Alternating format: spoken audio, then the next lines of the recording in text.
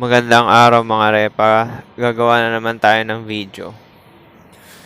So ito, napansin ko lang to kasi nga dun pa rin sa group ng FB.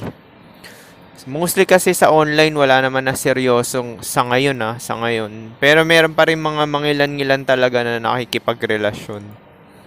Kasi parang nagigising na talaga yung both gender talaga, lalaki at babae na ayaw na talaga nila makipagrelasyon. Kasi nga yung mga lalaki, may mga manosphere na, 'di ba? Nakikinig na 'yan, tapos puro rejection, ubos na yung gas tank, 'di ba?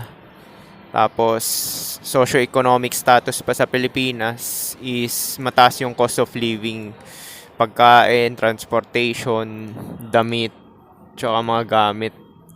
Tsaka mahirap din makapundar ng mga ari-arian kagaya ng bahay, mga ganyan, mga properties. Kasi nga, super mahal na talaga sa Pilipinas. Mahal na mabuhay ngayon. So, both gender na nagkaroon na ng epiphany. Yung mga babae na rin, ayaw na rin makipagrelasyon sa mga average looking or pangit. Kasi nga, hindi na uso yung kabaitan nga, di ba? Kasi nga, sa mahal ng bilihin. Gusto talaga ng babae, pera na talaga. Hindi na nila bibigyan ng chance yung average looking or pangit. Kasi nga, makakalibre lang yan ng ng tira ng SEX Kuwari, long-term relationship sa average looking or pangit. Tapos mabait lang, tapos minimum wage earner.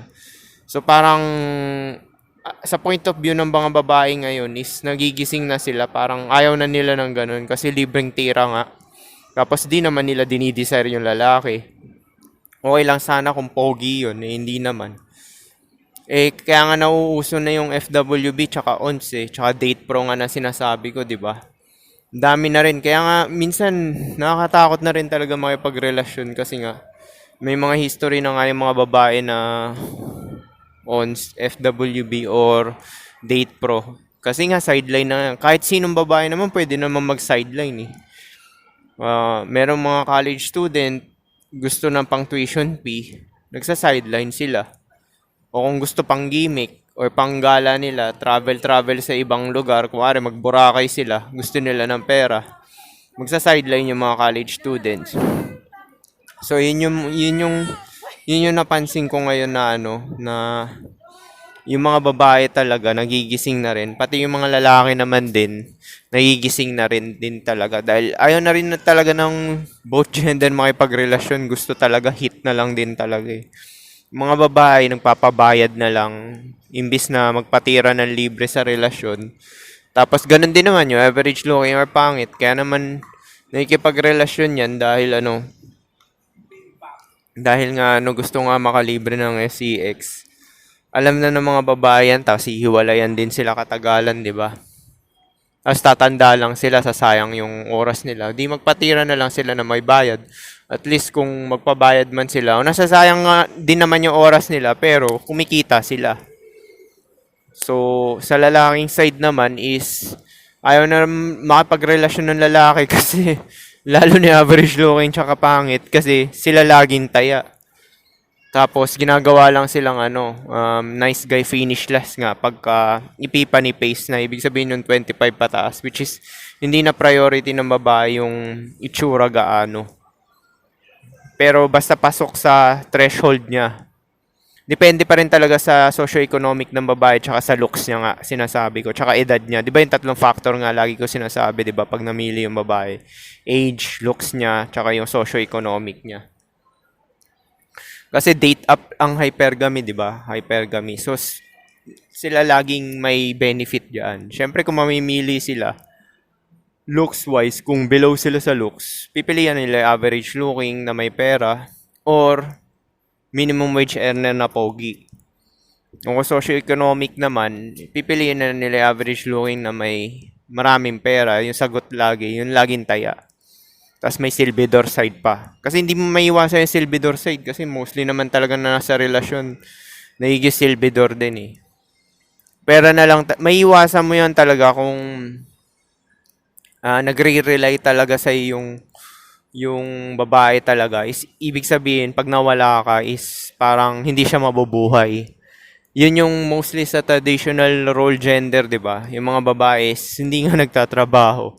Nagre-rely lang talaga sa lalaki para sa survival. Kasi pagka iniwan nila yung lalaki na yun is hindi sila mabubuhay, wala silang makakain, wala silang titirahan. So, yun talaga yung yung hypergamy ng babae. Kaya nga yung lalaki, ayaw na nila maging nice guy finish last kasi biruin mo. Ang dami nang nakatira dyan, tapos sila yung panghuli. Sinave sila for the last, di ba? Kasi sila yung may pakinabang talaga. Kagaya ng mga naging ka-FWB ko, kahapon nakita ko yun, kasi ka-flat ko nga, di ba? Nagpaparinig na may boyfriend na raw siya. Sa isip-isip ko, ito na naman siya, baka may nauto na naman.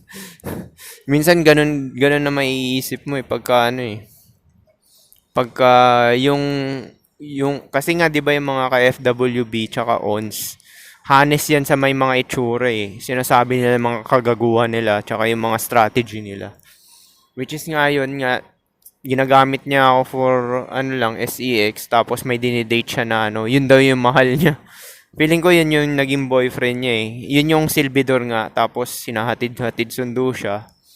Tapos hindi pa pinapatira, baka siguro mga ilang date pa siguro bago patirahin yun. Kagaya ng Korean ko na katrabaho rin. Meron siyang boyfriend ngayon, pero pinag-aantay niya yung boyfriend niya. Hindi ko alam kung 1 year na ba sila or ano. Hindi pa rin nakaka-score yung boyfriend niya kasi sabi nung FWB ko na Pinay, nakatrabaho ko rin is virgin pa raw yung Korean na yun. So ano inaantay? Walang sense kasi, 'di ba? Walang sense kung bakit niya ginawang boyfriend 'yun kung hindi niya dinidesire talaga sexually, 'di ba? Kasi ang relasyon for survival at procreation pa rin talaga 'yan, 'di ba? Kung opposite gender, kung male to male, is survival lang talaga. Kung female to female, survival lang din talaga. Pero kung opposite gender, is survival and procreation na 'yan. Sakop na yung dalawa. Kasi magtutulungan yan kasi may posibilidad nga na magkapamilya at anak. So, yun nga lang talaga na-realize ko talaga eh.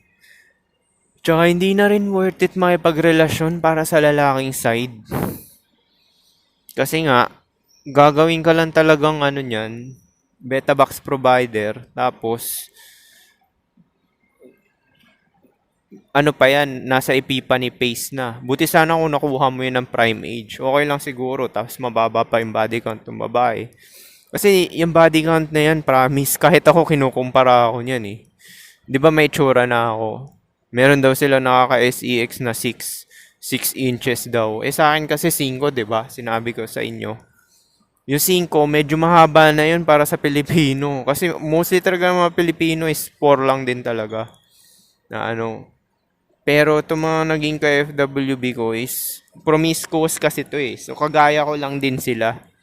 So nagkukumpara yan ng size tapos pero baliwala naman din sa kanila yung size basta nandoon ka sa average eh. Wag lang siguro yung 4. Siguro 4.5 pwede pa. Yung mga ganun. Kasi strategy rin nila yan eh, shaming. Yung i-shame yung ari mo. Na basta nandoon ka sa average, wag ka masyadong maging concerned dyan. Hindi ka naman porn star eh.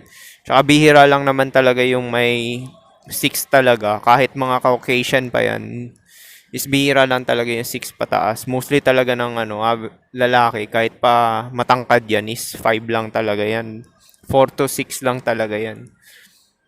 Bihira lang yung 6 inches. Tsaka pag lumagpas sa 6 inches yung dick size mo is hindi na maganda kasi malambot na siya.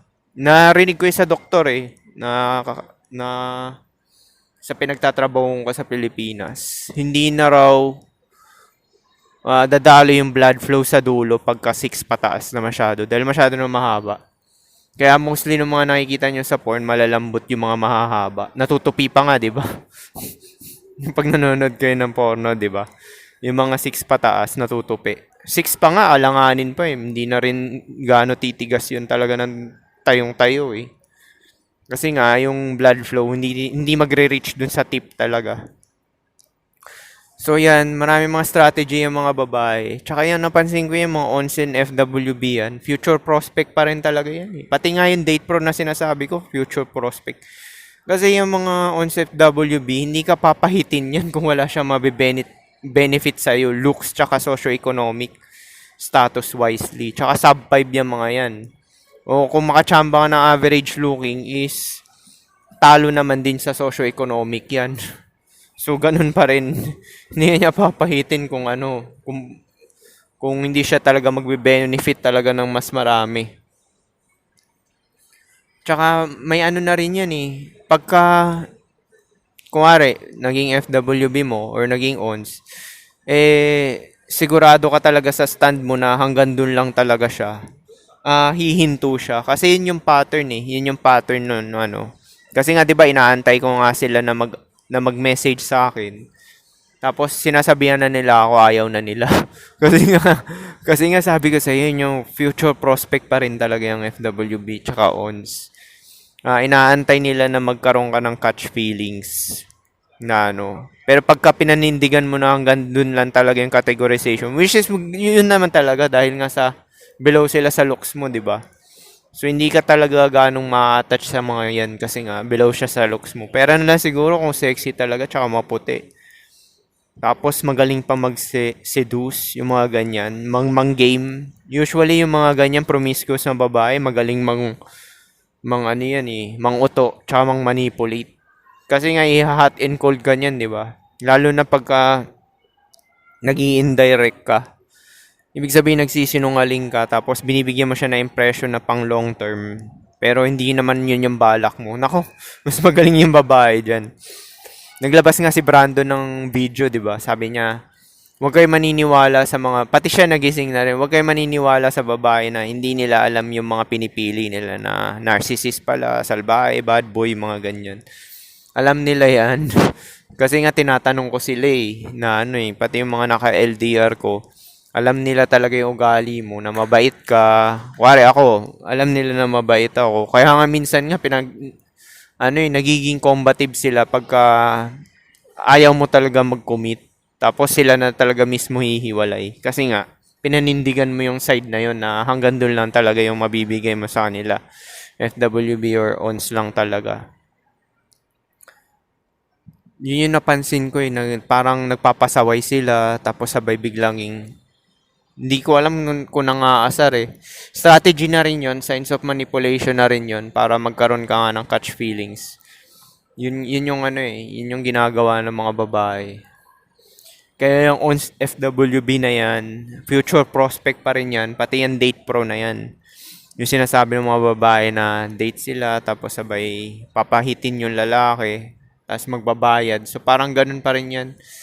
Future prospect pa rin yan. Kung gusto mong transaksyon, wala nang ganyan, wala nang usap-usap talaga, walang kontakan, bura na agad yung pangalan. O kung gusto mong gawing regular, is mag-pro ka na lang talaga. Yun nga lang, paulit-ulit ko sinasabi sa inyo, wag nyo talaga hahalikan. Wag nyo talaga hahalikan yung babae, tsaka any body fluids talaga, wag nyong hahalikan, tsaka gagamit talaga kayo ng kapote kasi nga, delikado. Yung panandaliang saya, magiging long-term na kalbaryo yan. Dudusa ka pa dahil nagkakasakit ka. Paunti-unti yung pagkamatay mo, di ba? So, yun, lalo na sa Pilipinas, ang daming manggagancho. Halos lahat nakikita ko dun sa nagko-comment dun sa website na yon, sabi, huwag kayo maghanap ng seryoso dito, lahat dito manloloko. Which is totoo naman talaga. Yung mga side na lalaki, gusto makalibre. Meron pa nga sabi, mag-a-avail daw. Yung mga VCS, di ba yung mga video call nga na SEX, tapos sabay, or mga content. Yung mga sample boy, nangihingi ng sample. Nangihingi sila ng sample, tapos hindi naman magbabayad. Gagi, ang dami, nakakatawa talaga magbasa doon, dami manggagancho. Yung mga babae naman, papasendan Gcash. Tapos sabay pamasahe daw. Mga strategy ng mga babae, baka nga bakla pa yung iba or lalaki rin eh. Nanang loloko lang talaga eh. Dahil alam nila na marami talagang lalaki na uhaw at thirsty. Meron pa nga yung pro din, meet up. Pumunta na yung lalaki dun sa lugar na pinag-meet upan. Hindi sinipot. Feeling ko na, ano yun, pinaasa lang yun. Dalawa lang senaryo nun eh. Either pumunta talaga yung babae, tapos nakita yung itsura pangit. Sabay, blinak na siya, tapos sabay, hindi na nakipag-meet up. Buti na lang daw, hindi sa hotel daw, hotel. Hindi raw hotel meet up. Kasi kung hindi, nakabayad na siya, di ba? So, lugi talaga yung lalaki. Tingin ko doon lalaki nag-scam nun. Kuwari, kasi ginawa ko na rin dati yun eh. Na ganun eh. Meet up. Pero hindi naman talaga ako pumunta. Nandun lang ako sa bahay. Kasi meron akong nakamit dati. Late siya. Late. Ginawa ako, gumante ako. Kasi di na ako nagpakita. Meron mga lalaki na ganun ginagawa eh. Na kung makikipag-meet daw. Tapos sabay, pumunta na yung babae. Sabay, wala naman pala nasa bahay. Nanonood ng TV. Nagchat-chat lang. Ginagawa ko rin yun dati. Kasi nga, hindi pa uso yung mga ganyan-ganyan, di ba? So, sa Pilipinas talaga, ang dami talaga scammer talaga. Lalaki at babae, sa hirap nga ng buhay. Tapos naghahanap sila ng mga seryoso, kung wari seryoso, hindi naman pala seryoso. Kasi nga, lalaki at babae, ayaw na talaga may pagrelasyon. Magiging obsolete na nga yan eh, sa future eh. Magiging obsolete na yung relasyon eh. Ayaw na nila may pagrelasyon talaga kasi nga, yung mga average looking tsaka pangit, minimum wage earner na nga, tapos nakakalibre ng CX pa. Nangyari na nga yan sa sa Amerika eh. Yung asawa, committed yung lalaki, kailangan magbayad bago makahit. Pinapabayad yung lalaki. Tingin ko minimum wage earner yun, kaya ginaganon yun, pinapabayad. Para kaya maganda talaga, wag mo ibibigay yung yung gusto talaga ng babae, kagaya ng anak, tsaka yung kasal. Para wala talaga siyang habol. Parang yung mga nagiging KFWB ko, di ba? Wala talaga silang habol kasi hindi mo naman sila maanakan dahil may bariko sila ko eh. Ano habol nila, di ba? Wala talaga. Sa huli, end up, sila rin talaga makikipaghiwalay. Aalis sila kasi wala sila mabibenefit eh. Kapugian mo lang talaga eh. Tsaka yung status mo kasi nga yun yung pang-hook, di ba? Yan yung sinasabi ng mga red pillar na na gamitin mo yung hypergamy ng babae against sa kanila. Eh ako overall ako eh. May mukha na ako, mayroon pa akong status. So talagang pag ganyan, target ka talaga ng mga pangit na prime age na mga bata. Batang babae. Kahit pa nga matanda, target ka rin talaga eh. Tsaka yung mga single mother. Kung overall ka. Tawag ni Rom Wills yan, Toro man. Pag Toro man ka, yung overall ka talaga. Lahat nasa iyo na. Itsura, tsaka yung pera. Hindi ko naman sinasabing may pera ako, pero yung sweldo ko nga is above minimum wage siya kumpara sa mga regular na nagtatrabaho dito.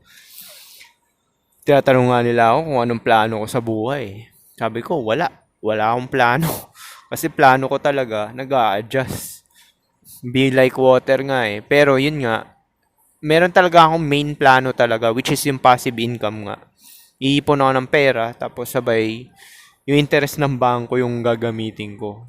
Tapos kukunin ko yung pakay ko dito para yung benefit ng healthcare system is makukuha ko rin dito. Walang bayad kasi yung hospital dito eh, tsaka operasyon eh. Kung magkagaipitan mo. Sa Pilipinas kasi mahal eh, papalo pa ng milyon eh pag na-operahan ka. Eh kung dito, so yun yung purpose ko kaya nag-western country ako kasi nga yung healthcare yung habol ko dito dahil nga libre. Yan yung madugo kasi pagka tumanda ka eh, magastos yan eh. Tapos sa Pilipinas naman, magamit ko yung ipon ko dito as passive income. Tapos pag 60 na ako, may SSS na rin ako dun. Pero hindi ko sinasabi yung gayahin nyo yung strategy ko ah. Ito lang talaga naaangkop sa ko, sa kalagayan ko talaga at sitwasyon. Kanya-kanya tayong pinapagdaanan eh. Kayo na bahala kung ano talaga yung meron kayo at pwede nyo i-maximize talaga. Tsaka marami kayong sources talaga na Gaya ko, 'di ba, nag-nursing nga ako eh. Tapos may masteral pa. Kung hindi ko na kaya magtrabaho employee, which is sa Pilipinas, pangit may empleyado kasi 6 na araw ka papasok eh. Di magpa-private duty nurse na lang ako, 2,500, 3,000, 8 oras. Malaki pa rin kita para sa private duty nurse, di ba? Teacher din, malaki din, 250 yata per oras eh. Oh, mga ganun na ata, 250 per oras yata yung ano eh, yung bayad talaga eh. Pagka nagtuturo ka sa mga estudyante. Siyempre, pipiliin mo yung magaan lang, yung immersion, yung nandun lang sa hospital. Tapos hahayaan mo lang yung mga estudyante na mag-return demo. Easy money yun, di ba? So kayo, mag-isip talaga kayo na ano, ng future proof nga, 'di ba? Sabi nga nung nag-comment, future proof na mapapagkakitaan nyo ng sources ng pera talaga. Multiple stream talaga ng sources dapat. Tsaka yun nga, mag-gather kayo ng impormasyon para hindi kayo ignorante. Para nakikita nyo yung perspective tsaka yung mga bawat choices may multiple consequences nga tsaka options. Multiple effect sa hinaharap. Which is madali naman din talaga ma-predict din talaga eh. Diba sinabi ko nga sa inyo, obserbahan nyo lang kung ano yung nangyayari sa present. Kung paulit-ulit nangyayari yan, yun na yun mangyayari sa future. Yung kagaya ngayon, di ba naobserbahan ko na yan na na dumadami ngayon mga single mother, tapos mataas na yung bilihin. So, marami na talaga magiging single talaga sa future talaga. Tsaka obsolete na yung relasyon. Bukod sa minimum wage earner ng mga lalaki is failure talaga. Hindi nakikitaan na magpo-provide. Kasi nga, ba't ka magpo-provide? Minimum wage earner ka na nga. Kung nag-provide ka pa, ano na lang matitira sa'yo, di ba? Wala na. Wala na matitira sa'yo. Ayun na magkano, 500 na lang matitira sa'yo. Buti sana kung hahatian ka ng babae. Kung ako babae, tongin no, ba't ako makikipaghati? Tinitira mo na nga ako eh. Paano kung mabuntis ako, di wala akong ipon. Sabi sa inyo, yung mga tao talaga makasarili. Gusto talaga makalamang bawat gender talaga, lalaki at babae man yan. Gusto talaga makalamang. Kaya nga yung mga babae nagigising na rin. Ayaw na makipagrelasyon talaga sa mga pangit tsaka average looking na minimum wage earner. Kasi nga, libre tira lang yan. Putang ina, kahit naman ako eh. Bakit ako magpapatira dyan sa na yan? Average looking tsaka pangit, minimum wage earner. May potential ka pa bubuntis yan. Mostly nagpo-procreate talaga yung mga average looking tsaka pangit eh. Kasi once na magka-girlfriend yan, promise yan strategy yan, bubuntisin talaga nila agad. Hindi kagaya ng mga may itsura na conceited talaga. Hindi ko sinasabi na yung sitwasyon ko na pinoproject ko sa inyo, pero nakikita ko yung perspective nga ng mga may itsura na mostly sa kanila is hindi naman talaga rin nagbubuntis. Lalo na kung marami silang properties or Kasi habulin ka talaga ng babae. Habulin ka ng babae pagka marami kang budget eh. Kung wala kang budget, mahirap ka, hindi ka habulin. Pero kung may budget ka talaga, habulin ka talaga ng babae. Parang yung kwento ng nanay ko na naghiwalay daw sila ng asawa. Hindi na hinahabol kasi nga wala namang pera yung lalaki. Sabi, hindi ko nakahabulin yan. Wala namang pera yan eh. Kung may pera ka tsaka property, habulin ka talaga.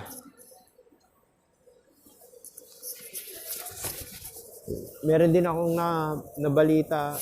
Meron din akong narinig sa podcast ni Rolo Tomasi. Yung mga nanloloko na kunwari, mayaman sila, may properties, mga ganyan. Tapos para magustuhan ng babae, pwede daw i-demanda pagka wala naman daw talaga dun sa sinabi nila. Pati yung inom-inom, mga lasing-lasing, pwede na rin kasuhan ng mga date rape yan, mga ganyan. Kaya sinasabi ko sa inyo, mas maganda talaga yung magpaalam na lang talaga. Ginagawa ko na rin yan dati pa eh. Papaalam ako eh. Eh dahil nga sub 5 sila, actually sila pa nga susunggab sa'yo sa totoo lang eh.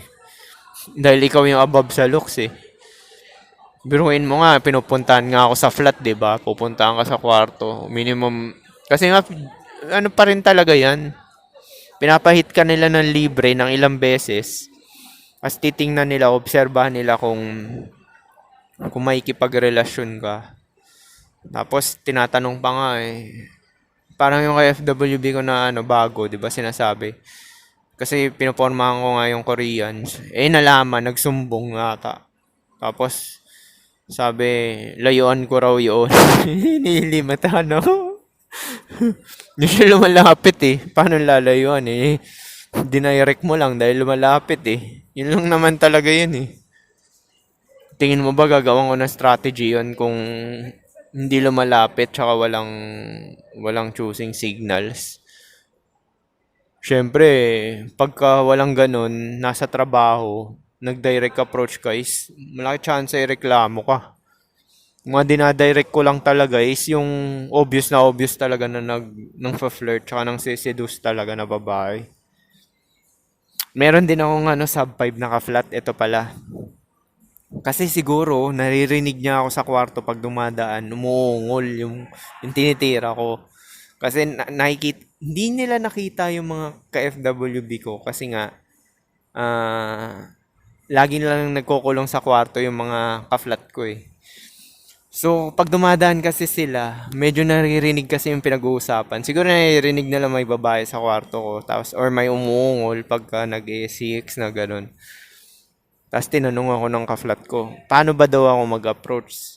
Sabi ko hindi ako nag-approach ng hindi ko kilala. Sabi ko ganun. Na-approach ko lang yung mga kakilala ko. Which is totoo naman talaga. Tsaka yung may obvious na ano. Sarap nga sabihin, hindi naman talaga ako nag-approach na talaga eh. Ako yung ina-approach eh. Kasi sila may pakay. Pakay nila yung ano, yung trabaho ko. Dahil above minimum wage nga yung kita ko. Tapos, kahit matanda na ako, pasado naman sa looks threshold. Hindi ko sinasabing pogi ako, pero pasado sa looks threshold. Kasi nga, wala talagang competition. Yung kaedad ko talaga panot na nakasalamin pa. Sino pagpipilian? Papatira ba sila doon? Common sense naman, di ba? Tapos may mga asawa pa yun at anak. Yung ako single ako eh. Kaya pag single ka, average looking ka, sa late game din talaga, tatargeting ka rin ng mga babae talaga. Prime age pa nga, yun nga lang, sub 5. Pero yung mga average looking na babae, tsaka yung mga may tsura talaga is, habol talaga niyan, yung mga milyonaryo talaga, tsaka yung mga beta box provider. Ganun yan eh, case to case basis talaga yan, tsaka senaryo talaga eh. Depende nga sa age ng babae, priority socio-economic niya, tsaka itsura niya talaga. Kasi may procreation factor eh. Malamang yung itsura niya yung ano niya eh. Kagaya meron mga FB influencer din eh, sub 5. Tangina nag-STEM max talaga sila, may kotse sila. Sila pa yung gagastos talaga sa ano, lalaki. Yun yung sinasabi ko, gagastusan talaga kayo pagka sub 5 yung babae, STEM max.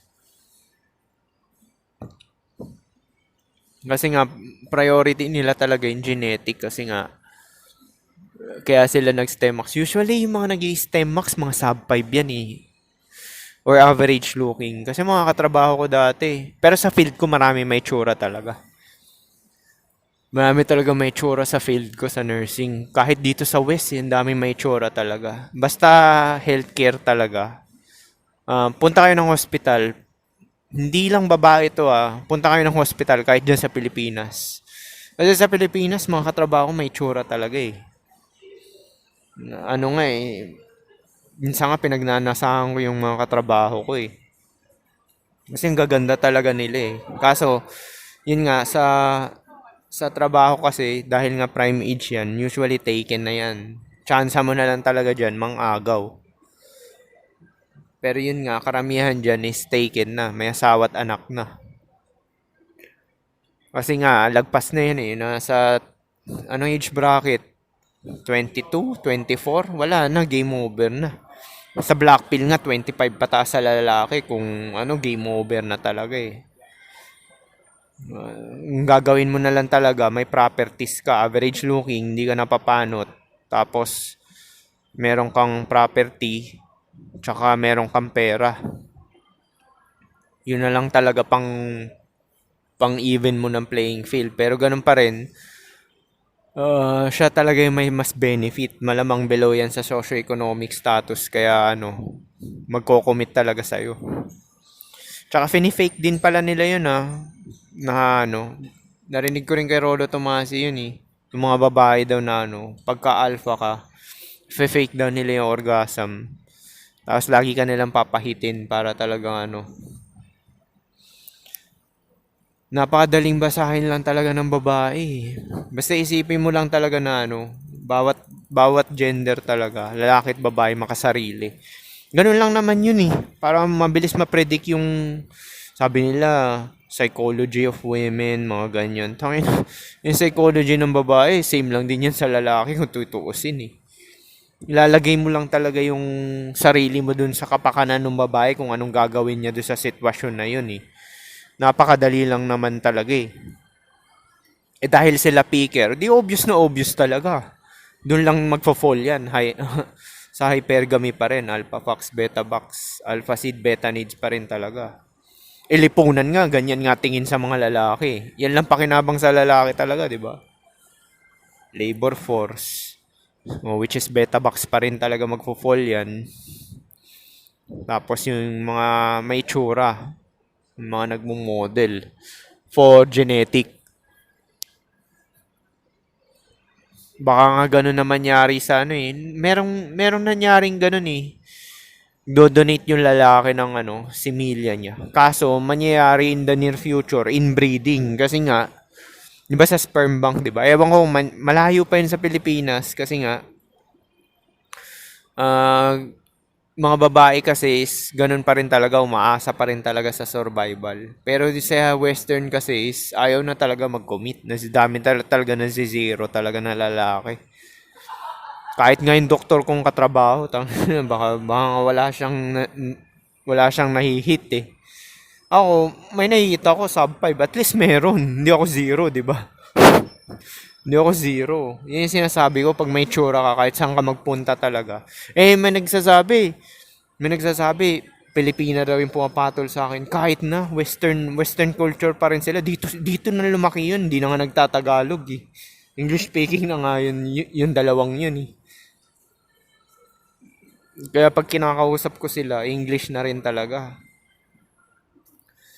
Dinidispute pa nila na ano, napakadali lang daw ng Pinay. Oo, madali talaga, pero mostly nga ng Pinay. Hindi nagpapahit sa mga puti, di ba? Gusto nila kapwa Pilipino lang din. Ayaw nga nila ng puti kasi napapangitan sila eh. Kasi walang commonality, di ba? So, paano? Yun lang siguro. In near future, relasyon obsolete na. Focus na lang talaga ang bawat gender sa survival. Mangyayari, ONS FWB sa may tsura. Date Pro, tsaka ano na lang talaga. Yung mga pangit, tsaka average looking, magpo-pro na lang din yan. Kasi hindi maubusan din ng pro talaga eh. Kasi nga sa hirap ng buhay. Tsaka magpapabayad na rin talaga yung babae. Ayaw na makipagrelasyon. Kasi lugi sila eh. Nauubos yung oras nila. Sabay hindi naman talaga sila papakasalan, di ba? Hindi, wala rin. Paano yun lang siguro, peace.